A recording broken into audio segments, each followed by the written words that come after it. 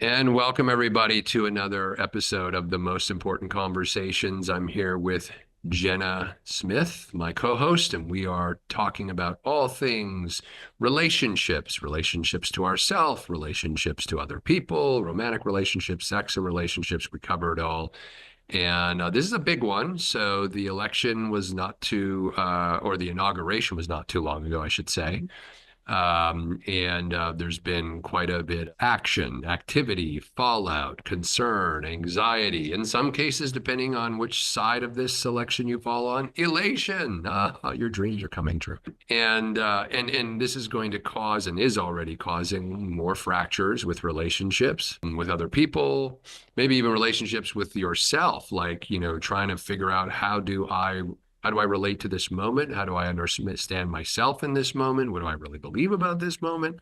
There's a lot of stuff going on. Jenna, you had kind of messaged me with some ideas about some things that you were noticing, speaking to some of your clients, and kind of frame this a little bit so we can dig in on the second half of our episode here. Okay. Well, Chad had sent me the clip of Elon's speech, and then also the other clip with that man speaking about the amount of billionaires there are now, and the power dynamics are so imbalanced, and like what is creating that imbalance, and what are the costs of that. And then ultimately what Chad and I talked about was like the insecure man, like the dangers of the insecure man given power. And that's what I can speak most to. It is very scary because the imbalance is there's no care for the collective, which is what a government is. And so people being freaked out and feeling powerless is the norm. Like that's how you should feel. Like this should be, I should have a voice here. So a lot of my client conversations have been around feeling powerless, feeling scared, feeling out of control. And then Chad and I were just talking about the like bottoming out phenomenon with any addict, like a drunk driver, just like needing to see them hit the bottom to actually see what they can't see. But that you're in the car, like you're still, so like there's just a lot going on. And then it's really hard to digest. But it's also an amplification of what was already here. It's not like it's just really in our faces of like the imbalance of power, the motivations behind these powerful men that are incredibly selfish, and the brolyarchy comment Instagram around everyone just wanting to be the prom king and the quarterback in the high school play, like not the play, but the play of life. Yeah. And those motivations don't help anybody and they don't empower anybody. So anyway, it's a weird time to watch humans. Yeah, it's certainly, yeah. So let's cover a couple things that you brought up, and then we'll deep dive into the next segment. So we want to talk about the brolyarchy today.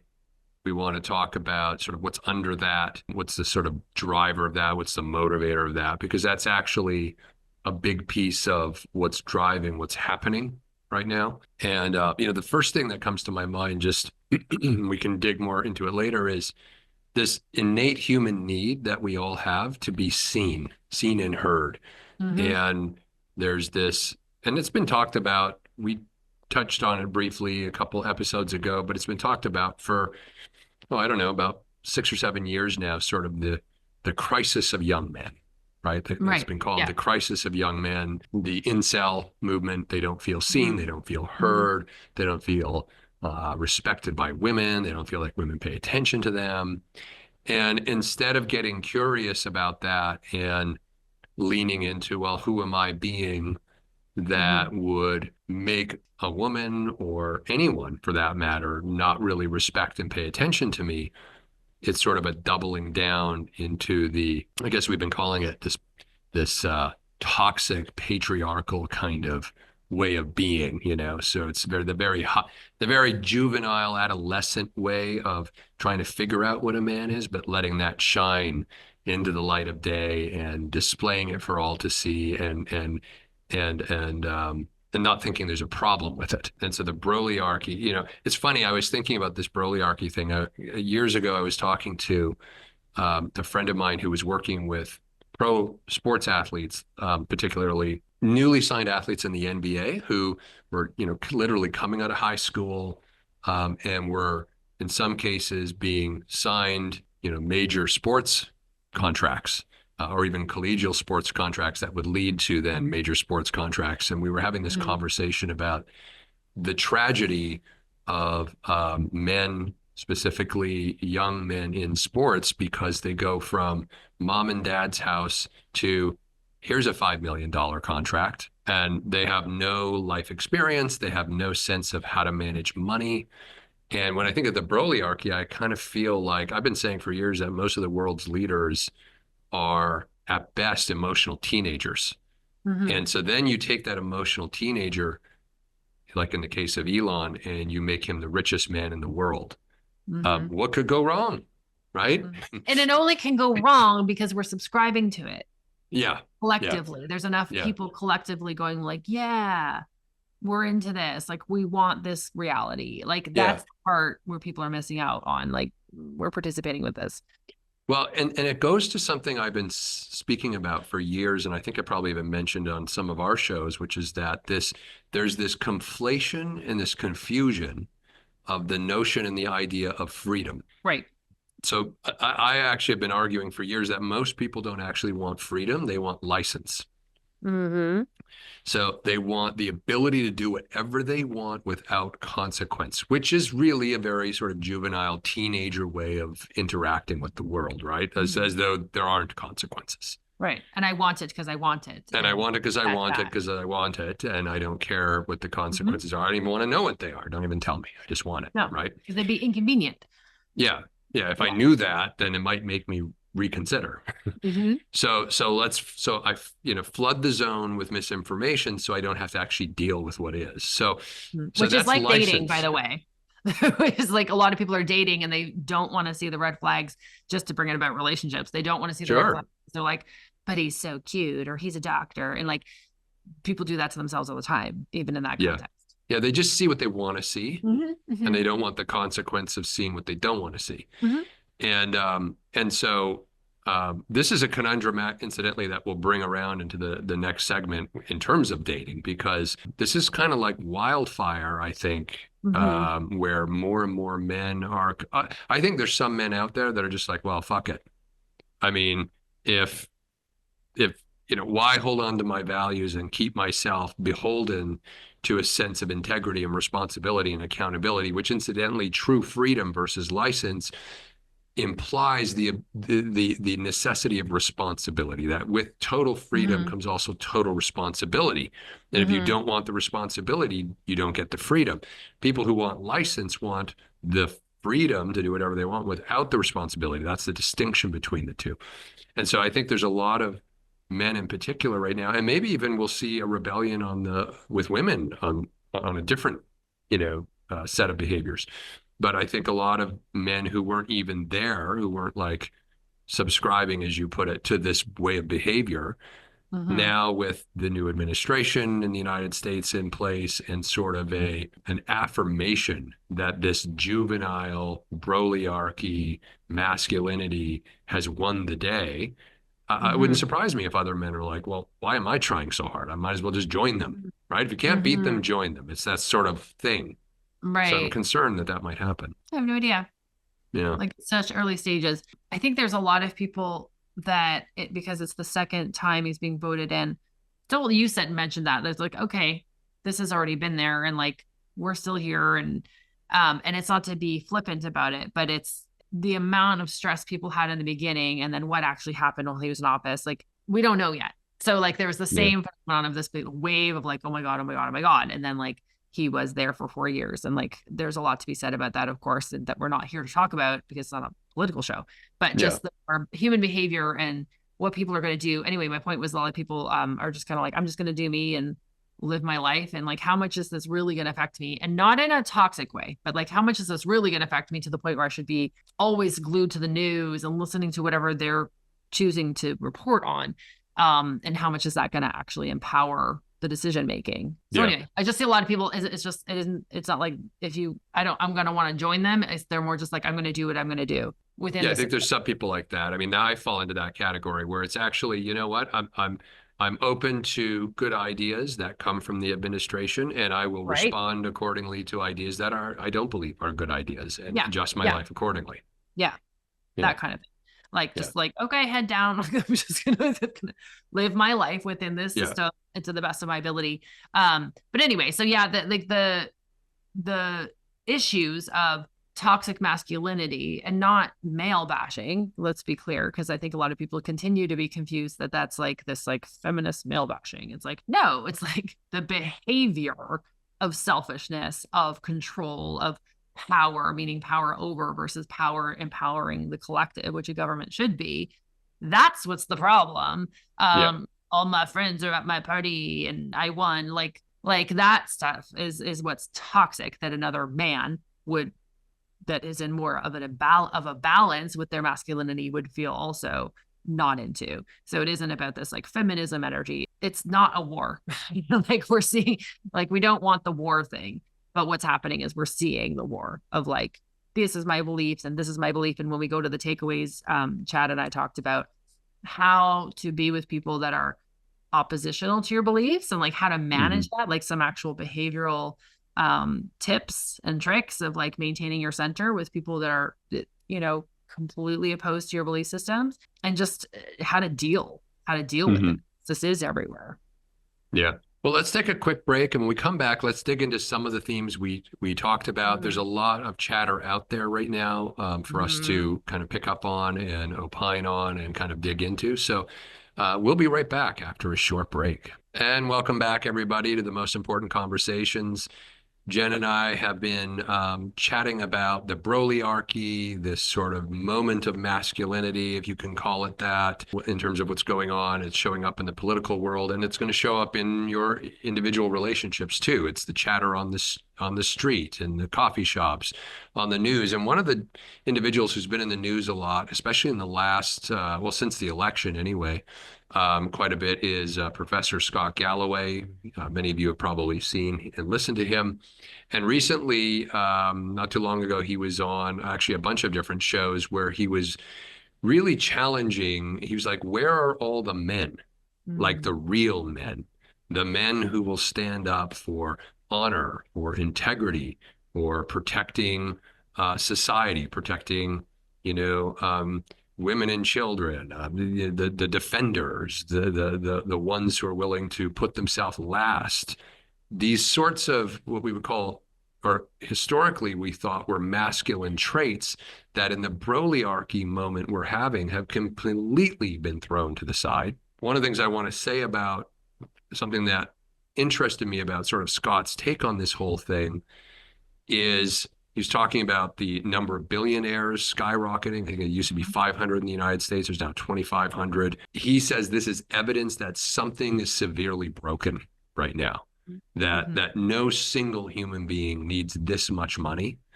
And this is a guy who has $200 roughly million from investments and stuff. He's done very well for himself. So he's not like a outlier who's like coming from envy. I mean, he's fine. Right. Screw the rich. Like it's like not about that. Yeah. No, because he would fall into the category of the ultra rich. And he's saying there's something wrong here. There's something broken here. So what are your thoughts on some of what you saw there, Jenna, about that? Well, I was just saying before on the break that everyone has like a bullshit meter, but I think a lot of people's are broken right now. But where you can just like feel like, okay, someone is really speaking truth right now. Like, I like it. And so that was when I listened to him, that is how I feel. And while you were talking about the difference between like these, where are the men traits, like protectors, providers in like the best possible way, like feeling a sense of fulfillment and satisfaction in a job well done that meets the needs of the people around them that they care about. And so there's a lot of care in that. And the word gentleman came into my mind. I was like, a word I will always attribute to those characteristics in a way. I don't think it's been tainted. So I thought it was interesting. Yeah, like you can look at the data and say, yeah, something's broken because it's too imbalanced. And so if we put our intelligence hats on and just look at the data, it's there. Like if you take all the noise away and all the hoopla and all the slogans and all the like, I mean, manipulation, like it's all manipulation. We understand human, like you and I understand human behavior. So we're like, oh, that's a good slogan. Because that's Mm-hmm. going to make people feel like it's their slogan and they're voting for someone who's there for themselves. But then we can look at the data in Scott's case and hopefully start to really look at what is here and that there is an imbalance and it is not empowering. And where is this going? And how much power are these people really going to get? And then what's going to happen? Like, what's the turnaround and what's the plan to create a turnaround? Because we're a society, like our dollar is a vote, our choices, our attention is a vote. Like, but people are just so easy to be like, oh, well, whatever. But our kind of conversations and these most important conversations is self-relationship and looking at the data and like paying attention. And does this make you feel fulfilled? Or like, what is this costing you? And that deep self-relationship connects us back to our nature, which is the regulatory, like the invisible regulatory body that everyone should be tuned to or attuned to, but they're not when they're in fear or they're in power over that ego. I want it when I want it. I'm a 2-year-old. Screw the world. Fuck it. I want what I want. But when we're attuned to our nature, we will feel the consequences. But most people just aren't. So the solutions are to like get back to those metrics instead of these weird things that people are subscribing to. Yeah.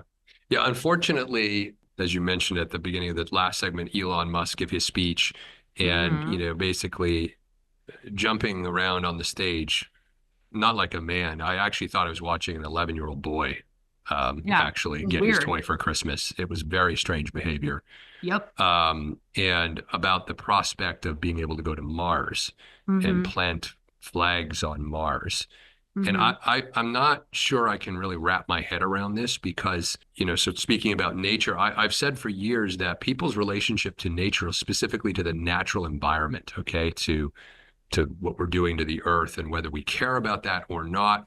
And the code for not caring about it is, well, it's not happening. So see, to say that it's not happening takes you off the hook of having to care because it's not happening. So of course, why would I care about that? So the denial of climate change is a way of not having to be with intense emotions about what's actually happening.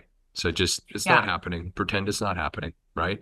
It's kind of like, to bring it back to relationships, it reminds me of women in abusive situations who sort of gloss over, it's not really that bad. Oh, I deserved it. It wasn't really, just kind of pretending that there's no there to worry about, right? Which is what people do when they're surviving, is they learn how to tolerate toxic conditions to survive.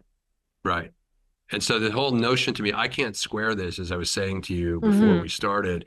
And I just want to say this for everyone, because I don't know how you as listeners, how you would square this. So in the same day that and I'm not saying, by the way, all the environmental regulations that governments come up with and stuff are smart or good or are the best ones and can't be improved. So this is not a judgment of whether or not some of those regulations should have been canceled and others should be kept. But in the same day, the whole Green New Deal, baby with the bathwater, as soon as the Trump administration came in, was tossed out. No regulation, drill, baby, drill, which I hear as someone who does care deeply about what we're doing to this very viable planet still. As, I don't want to talk about this because the only thing that matters is money. And it's like this famous Ojibwa saying, and it goes something to the effect of, only when the last tree falls and the last fish is caught and the last river is poisoned will you realize that you can't eat money, right? So to me, this like sits deep with me. It's like, that's a truth, man. There's going to be a point if we keep going down the trajectory of not taking care of the planet where we're screwed. There's just no coming back from it. That point will happen if we don't do something. So on the same day that the Green New Deal is thrown out, Elon Musk is on stage talking about going to Mars. So we're going to take trillions of dollars that we could have spent cleaning up this planet, a perfectly good planet with air, water, food. We can survive here. We're going to take those trillions of dollars and dump them into some prospective, we're going to go to Mars someday research technology. Mars, a planet with no air, no water, no trees, no food, no nothing. And the idea that we're going to then go to Mars and live there, that's never happening. And why bother? And So just why? transplant us from a perfectly good planet to another one. Why? So we could build up Mars and then screw it up and say, oh, let's go to Neptune now. Like, I don't understand the logic of this, you There's know? no logic. Yeah. That's why. It's kind of like this. You have a house and you've spent years not taking care of it.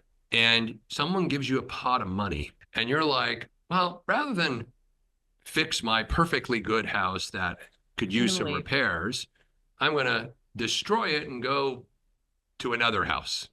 And also leave it for someone else to do. So there's utter lack of responsibility of what your actions are doing in its surroundings and how you can be responsible for it to clean it up. And, you know, just all I can think that's glaring this whole time, like what got me into like shamanic cosmology was an actual mentor that I met. And that's a whole other story of like learning we're all connected. And it just made more sense to me. That made sense to me. It's like, oh yeah, this I can get behind. And this is why so many people feel anxious, depressed. They're disconnected from the earth. Their values are disconnected from harmony and nature and actual human values. And then they're wondering why they feel sick and broken. We're going to do a show with talking about Gabor Mate's stuff at some point. Yeah. When I saw him do his talk in 2014 at U of T in Toronto, he had mentioned, I'm writing a book about you're having a natural response to a toxic society. And I had kind of been talking, not like I've been talking about it, but like once you're tuned in, you can't not see it. Like you can't. Yeah, you can't. Oh my gosh, nothing's wrong with me. This is wrong. This is broken, you know, and I've been fit into something that's broken and then feeling broken in the process and then taking anxiety medication because I have anxiety because it's broken. So, like that to me is about this whole conversation about the metrics of success that people are subscribing to with their attention. Letting these immature dum-dums, I'm just going to say it, just like, and maybe they're intelligent in some way, but like from a human on a planet level, I'm like, zero intelligence. Just can't even, don't understand. And that's like, this won't make sense because it's not logic. It's just ego. It's just domination. And that's boring. Yeah. Well, not only is it the way you treat nature is the way you also treat the women in your life, if you're a man, right? We call it Mother Nature. And if you look at how the policies over 50 years now have effectively been to dominate nature and to try to make it come under our rule and you know, all of this. Force. Yeah. And so if you have that view, you'll also relate to the women in your life as that thing to be dominated. Right. And which so requires a lack of maturity. It allows them to stay not mature because they're like, no, I'm going to stay immature, but control you versus grow. Yeah. And I also want to say it's kind of interesting for me too, as someone who used to be very involved, not anymore, but and not for a number of years, but I was very involved in the Christian religion in a very fundamentalist way. And so I know those scriptures inside and out because I used to be, you know, immersed in it. And the fact that so-called Christians, and I talk about it as a so-called, feel that they have zero responsibility and accountability to take care of the planet that God gave you. And you can just take advantage of it and trash it and use it up and pollute it and nothing matters. You know, when I hear drill, baby, drill, I hear just more domination and pollution, no consequences to care about. And then there's people who will maybe be listening and saying, well, it's not true anyway, it's not happening. Well, that's just denial is the first defense of having to actually be with something. You know, hey, Tom, you should stop drinking so much. I think you might have a drinking problem. I don't have a drinking problem. I can manage this. I got this on lockdown. So the denial is no different than the mechanism is the same. The topic is different. Maybe we're talking alcohol versus the environment or your relationships and the way you relate to one another. if you're denying what someone else is saying, I think you might want to look at this. Um, clearly there's a blind spot, but the ego doesn't want to be with what would be required to change that thing. It's going to require effort. It's going to require discomfort. It's going to require you to wrangle your ego, and people don't want to do that. So these things, even though we're talking about nature and the Brolyarchy, but the relationship to relationships is absolute. I mean, the way you relate to these different topics and themes is going to show up in your actual relationship. Yep. Yeah. Especially the one to yourself. So like, if your metrics of success aren't in alignment with nature, you will never win. You will never feel deeply fulfilled. You'll be in the hotel room alone. You'll have all the hookers around and all the money in the account or whatever, but you're going to need to have another hit the next day, and you're going to need to have more. And like you'll never get there. And that's the emotional immaturity. It's like, there's no there to get to. Yeah. But they just keep looking. Oh, maybe it's environment. Oh, it's like wrong. Needing these dire consequences in order for them to wake up is super inconvenient and annoying for people. For the rest of us. Hey, hello, let's pay attention. That is very inconvenient for us, that they can't become who they need to become to see what they need to see. Just be better. And I wonder if this is an opportunity, and I think this has been the opportunity for the past number of years, but you don't stop till you get the job done. And I guess I wonder if there's an opportunity for women here to somehow check the Brolyarchy. Well, listen, I mean, there's this movement, I can't remember what it's called, but it's in North Korea, or not North Korea, in South Korea. And the South Koreans, the women there were really opposed to the culture, the masculine culture that was erupting. And it became this very popular movement where they were just like, we're not having sex with you. We are done. We are not participating in this until you get your head together. And some of it's starting to happen over here. I don't know if it'll take fire or not, like if it's just a little thing. And I'm not suggesting that is the only solution, but I'm just saying that. Well, you're playing with power dynamics, right? It's like we're looking at power dynamics. It's like, okay, I had a Russian friend that was in psychotherapy school with me, and just beautiful woman named Svetlana. And she had said this phrase that I hadn't heard before about women, men are the head of the household, but the women are the neck. So they're moving all the major parts. They're directing it, but like there's like, I'm the head of the household. But it's to that point of, and it's not about manipulation. It's just about wisdom. It's a wisdom thing. Like, we're not subscribing and participating in this Brolyarchy mess. So see ya. Like this is gonna go well. Yeah. So this sort of like Brolyarchy thing going on, which incidentally, even if you're not a billionaire, the fan base of the Brolyarchy is just sort of growing massively, because you have all of these also emotionally immature men looking at this saying, see, I don't have to change. This is possible for me. I don't have to become a better person. I don't have to know anything. Yeah. And that's their delusion that this, again, we're subscribing to it. Like their delusion is, oh, well, I'm going to get there one day. I'm going to buy this lottery ticket. I've got this idea, but that they don't. The thing about the billionaires thing that's broken is they know a guy who knows a guy who knows a guy who has a thing, and that investment is like 30% in this, and then buy this property. Like they're all just sharing it. I've like very wealthy friends, and they're like, it is monopoly. Like then you get to this point, you have this much money, and now you have access to these things because you have this much money, and now you're in these rooms with this advice. Like, so the guy is buying the lottery ticket and being like, I got a shot. And it's not about crushing the dreams. It's just like, no, there's something that's actually broken and corrupt. Yeah. And let's also not forget where some of these billionaires, I can't speak to all of them, but where they even began, right? Like, I mean, but coming back to this sort of masculinity piece, Zuckerberg right now, Mark Zuckerberg is getting a huge amount of pushback because he's been seen as a weak supplicant, man who flip-flops with the wind in terms of his values, because now he's all in with the Trump administration, where only 4 years ago he was all out, right? And by the way, the one thing I'll give Trump credit for is he's constant. I mean, he doesn't change. He is who he is. No. You know what you're getting, whether you agree or disagree.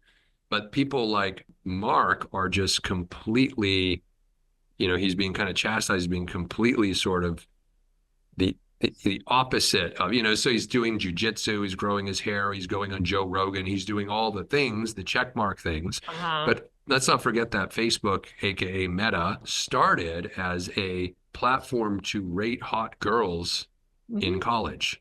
Yeah. So this is the emotional maturity of this guy. His billions started with a platform to rate girls in terms of whether he would have sex with them or not. That's the guy. Yay. Well, that's a good moment to end our segment here. We're going to come back with I don't know what else to say about that. I just want to let that linger. I'm going to be like the Cranberry song. Do you have to let it linger? Yeah, I'm letting that linger because like these guys aren't geniuses is what I'm saying. Like accidental billionaire, Mark Zuckerberg, create a platform to rate hot girls in college. Some other people smarter than you help, I can't remember the Winklebosses or whatever their name was. And if you watch the movie about him, they were the ones who figured out how to monetize it and how to actually kind of, well, not, make it a business. Make it a business. Yeah. And so it's telling. I mean, you don't have to look far to understand the underlying motivations and intentions and what drives the thinking here. These are not genius people. I think that's the other thing I just want to say before we go to the next segment is the worshipiness of this moment. These Brolyarchs are geniuses, right? I mean, there's nothing genius about Facebook. Not its inception, at least. I think there are maybe other smarter people who made it what it is. But the inception, there's nothing genius, Yeah. Musk was not the inventor of Tesla. He bought the company. There was 2 engineers. There's no genius happening here. There's just, infantile men in the right place at the right time, given all kinds of support. And now they're living out their teenage dreams. They're living out their teenage dreams. But here's the thing. They will always they have this perfect personality disorder of being slightly insecure, being able to do anything. Like they're going to get up, they're going to do more, they're going to hustle more, they're going to do things other people won't do. Like that's what sets them apart. Yeah. They don't care what people think. That level of insecurity and arrogance makes successful people in the American dream. Yeah. So you have to be really narcissistic and sociopathic. And if you are, you're in good shape. Driven by insecurity. Yes. Yeah. Winning. All right. We are getting so good at winning. We'll see everybody in a few minutes. We're going to take a quick break and we'll follow up with some takeaways. And welcome back to the most important conversations. We know this has been kind of a heavy and maybe a heavy episode, but also a little maybe confusing. So we'll bring a fun one for one of our next ones. But it's just, you have to deal with what is and what's going on in the culture right now. It's a heavy moment. People are wondering, where does all this go? And, we were just talking on the break about how, it's not so clear from a logical, rational perspective to make the connection to how I treat, as a man, how I treat women is analogous to how I relate to and treat the environment. And women could say the same thing, my relationship to the masculine and to men is how I relate to the environment. So it's not so obvious, but when you start to see the sort of dominating sort of way of being has sort of that common thread coming from this egoic, I want to do anything that I want to do without consequences. Well, you can then start to see, okay, that relates to nature, it relates to your relationships, it relates to how you kind of go about life. So, but we want to end with some takeaways, some things that maybe can be helpful to help you be with this moment, process this moment, perhaps even maybe begin a dialogue with people in your life that you or maybe are concerned about or whatever the case is. What are some takeaways that stand up for you, Jenna? Well, what I've been talking about with clients is how to not lose yourself in the helplessness or in the noise. And so I've been advising a lot of people to distance from the news. You can stay tuned, but not stay in it and keep reacting emotionally to that. Those emotional reactions are not going to keep you in your center. They're not going to empower you to live your life. So I think for a lot of people, it's like, how can you stay in your own power within your relationship to that day in front of you while keeping your eye on some things? It's not about being intentionally delusional or naive. It's like, okay, this is happening, and here's how my day is going to go, and here's what I'm choosing right now. So to empower your life, because you can't have power there. So I'm finding a lot of people are drowning in helplessness and victim energy. And so I've been helping them. What can you do today that feels slightly more empowering, that you can control? And that's been working for people. So that's been a takeaway. I haven't had a lot of success with like, here's how to talk to people who believe this is great and are complete opposition. And I think it's a smile and nod situation that has been my go-to. Because people that are that adamant about something are really, and then it's so funny, those types of people will talk to me and be like, I am assuming you're a smart person, so you must agree with me. And so I just smile and nod. I don't, but I am like, I am watching this person have their own reality. And so I think that's harder at a dinner table, or let alone sharing a bed, or whatever the scenario is where you're clashing against these very huge, this chasm of belief systems. I don't know if you have suggestions about that, but it's tricky. Like, it's definitely tricky. Well, what I've found works, but it does take time. It does take patience.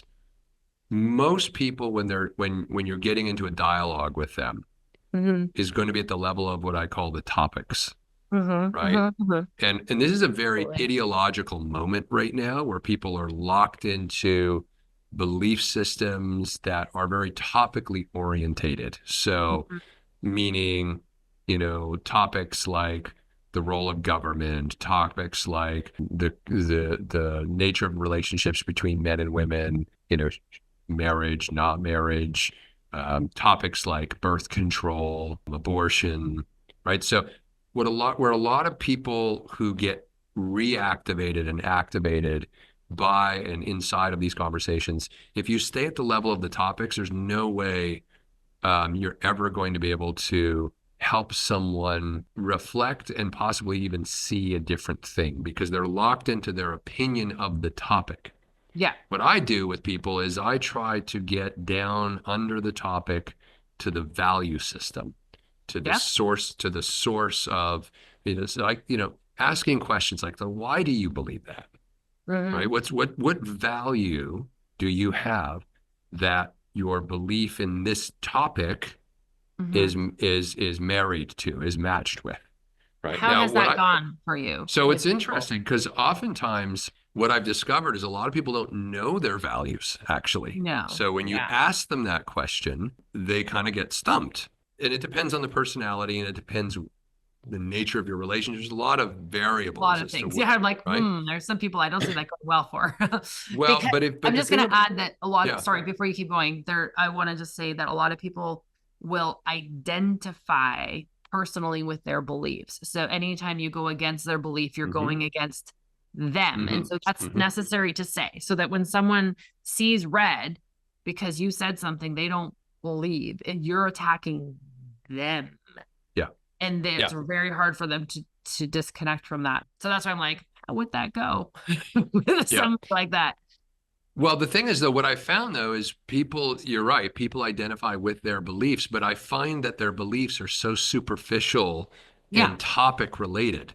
So if you invite them, and that's really the word I would use, invite them. So it's not slamming them, making fun of them. My way's better. Yeah. Right. So it's an invitation to, well, tell me more about like the value system underneath that. Like how does your belief about that topic, what value system does that support for you? Like, what do you value about that? Right. And try to get to because there's not that many values. I mean, but the thing is, most people don't know what they value. And often if you'll stumble into that, then it's an invitation for you to have a conversation about values. Okay, well, I don't really know what value that connects with. Like they might even be confused. Because they're just in the conditioning, and they're just in this sort of this momentum of the idea of their belief system. So if you can connect things like, as an example, you might be I'm just making up a scenario, but let's say you and a friend have vastly different political ideologies and beliefs about different topics, and maybe you're going for a walk with them or something like that, or a drive. And, they might say, oh, it's such a nice day out, and they, it's so pretty, the sun and everything like that. And there might be an opportunity to, oh yeah, what do you love about nature? Yeah, something What do you neutral. value about that, right? So Hmm. you're not talking about the topic that they're defensive about. Yeah. And so you start a dialogue, and then you might suggest or leak in, yeah, it'd be really great if we could just find a way to, like, take care of nature and, make sure that humans can thrive. There's got to be a way. And so that Hmm. slowly kind of try to unpack and have them emotionally connect to, yeah, I do care about nature. I didn't realize it, but I do. Because Hmm. when they're just that's just one topic, but you can do this with all the topics. But when they're stuck in the topic belief system piece about, Hmm. we should be able to drill, baby, drill and do whatever Yeah. we want. Hmm. Those same people who are saying drill, baby, drill, they probably own boats. They probably like going on nice vacations. They probably like sitting by the ocean. They probably like going on hikes, You probably right? have kids They probably have kids who are gonna have to want a deal with it. future. And what's happening is their attachment, their egoic attachment to the topic they're not seeing the see-through line Yeah, because they're to like the this. value system. Yeah. That's all they're doing. Yeah. That is someone with a big ego. That's all Yeah. I can see. Yeah.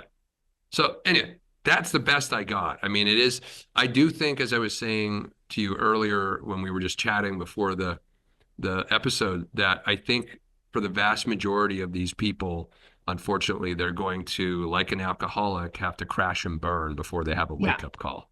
There has to be a consequence. And so the Yeah. one level you're talking about, if I'm to just like kind of put it into teachable moment, connection, like connect at the level of curiosity and connection. Yeah. So let's talk Yeah. about this food, or let's talk about these low stakes topics that you're connecting at the music is such a great example of Hmm. ways to connect, or what's your movie, and like all these kind of things Yeah. that you can have conversations on. Whereas the other one is the learning is only going to happen through consequence, which is the most common way that human beings learn. And so and where they're the ones doing it to themselves with the delusion of denial, Yeah. so activated and so practiced is the word I'm going to say. As I Yeah. said last time, it's what they can get away with, what they can Yeah. get away with, what they can get away with. And then there's no regulatory body, because nature is the regulatory body, but there is a delay sometimes, There is a delay. unfortunately, in this case. And yeah, anyway, so the takeaway of connecting to those people at the level of connection and not needing to be right. I just think that the concept of I don't need you to be different for me to be okay Yeah. really stands true here. Like, I don't need you to be different for me to be okay. So maybe they need you to be different for them to be okay. Like, you need Yeah. to believe me for me to feel okay. Yeah. Yeah. But you can start to play with, I'm good. Okay. I don't need to change this person Hmm. for me to feel okay, is a good Hmm. place to kind of hang out and get curious about yourself, Yeah. about your self relationship, and like how to relate to others from that base without Yeah. losing yourself. So like my takeaway is like how to be in a very volatile, uncertain time with a lot of victim and helplessness energy that's really palpable and real without losing yourself. Yeah. Once you lose yourself, you're in fear. You're in your head. You are completely controllable. You will Yeah. lose yourself. And that's the Yeah. danger zone of like, Yeah. if you go too far into fear, you will now be in survival, which makes you manipulatable. Yeah, well, and this is important, I think, for women who are in relationships who, just speaking, purely statistically, most women didn't subscribe. More women voted for not the Trump administration than did, Uh-huh. right? Uh-huh. And so if you're listening and you're a woman in a relationship, or you're maybe just dating, these are this type of conversation that's not so reactive for them, if you go right for the topic, is a subtle way to try to help them, for the men in your life, to help them kind of maybe open something. There might be, and it likely won't happen right there in the conversation. I think of it, this is the way I think of it, like planting seeds. Like, it's just seed planting, right? Because the reality is, humans have to get to their own conclusion Mm-hmm. If they think it's someone else that's telling them what to do and they're following the rules, the ego is just going to buck it and reject Yeah. it. And that's the brilliance of our societal system of it's making you think it's your idea Yeah. of the stuff that I call subscribing to it, because you can unsubscribe from things, but we're unconsciously subscribing to things with our attention all the time. So Yeah. to stay curious with people, I think I like what you said about like, tell me more about that. Everybody loves Yeah. to tell them more about what they believe. And then from that curiosity, okay, and why? And it's not a challenge. So you got to kind of watch the energy of it. It's a genuine curiosity, but why? Oh, well, okay, well then what about this? And then like if we're genuinely curious, like when I do networking and stuff like that, people are like, how are you so good at that? I'm like, You ask a lot of questions. I'm curious. Like, Yeah. oh, why did you go to that school and how is that? And what's the weather like there? Like they're not dumb small talk questions. I'm like, I'm in. Like, Yeah. what's that ballet class like for your kid? Like, what did they learn? I might not say that, but just Yeah. I actually care, and I'm actually curious about learning about life through other people's lenses. And I think it's genuinely fascinating. And I think the more people are in tune with themselves, they can connect at that level as well. And it feels deeply satisfying when someone else feels connected too. That's right. Yeah. And if they feel heard through your curiosity, and if you invite them into a values conversation as opposed to fighting them at the level of the topic, which that will never go anywhere. Or advice giving. Or advice giving. Yeah. Unsolicited advice giving. Yeah. You know? Not connecting. That does not another thing I do, just one last thing that just hit me is, and I think you were kind of saying the same thing earlier, but sometimes, like you were saying, some people will tell you and then you'll just sort of nod and smile, right? And you won't say anything. Sometimes the silence of not contributing to the conversation depends on the person, but sometimes that also creates an opening because then they get curious, like, well, why aren't you saying anything? Like, right? And then now they don't realize it, but they've just shifted the energetic power dynamic, and they've invited you to speak into that now. Potentially. Right?